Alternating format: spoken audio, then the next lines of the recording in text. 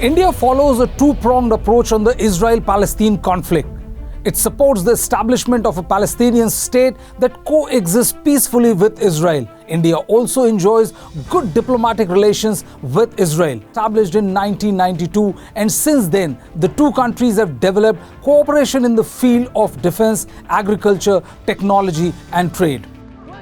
Israel issue is not a monochromatic issue that we can think of it only in terms of a security issue or a geopolitical issue or the issue of the independence of Palestine and autonomous state. That's only one side of it. I think another very, very important, I'm not saying more important, but another very important side of it is really the plight of the displaced Palestinians from the area.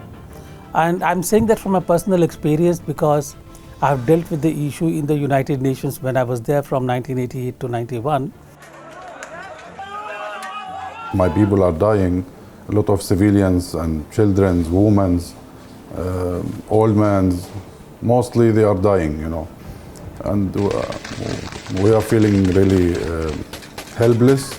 But what I want to tell you, we the Palestinians are strong enough to face all these challenges which we have been facing from last over 75 years. Beginning of this year, they have killed in West Bank 285 people by the Israeli soldiers and their armed settlers. And what you have mentioned has happened to the Israelis. It's always happened to the Palestinian people. This is the regime, the apartheid regime of the Israelis. In Palestine, we are facing one of the ugliest occupations in the world. The killing of both sides are condemned for us, if they are Palestinian or Israelis. Let us talk about for the last 1.5 years. Over 250 Palestinians died, has been killed by the Israeli army. Nobody talk about it. We don't want, you know, bloodshed from both sides. We don't want civilians to be killed from both sides.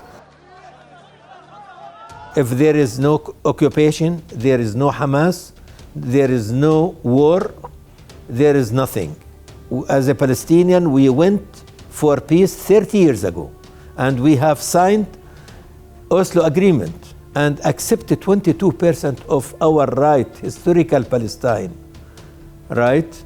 They established Israel on 78% of Palestine, and we accepted 22%.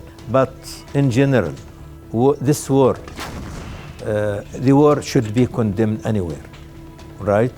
And it won't be ended if the international community did not make a real pressure. This will not finish, this issue will not end unless justice carried out. Justice for the Palestinian people. Justice only. That's it. Otherwise, no other words. Injustice, double standard of dealing with the things. You are dealing with the Israelis something and you are dealing with the Palestinians something. This will not help. India has always been a strength for us, you know. India have always been giving a good support to Palestinians. Indian solidarity with the Palestinians have always been effective for us, you know. India's support for the two-state solution is in line with United Nations resolution.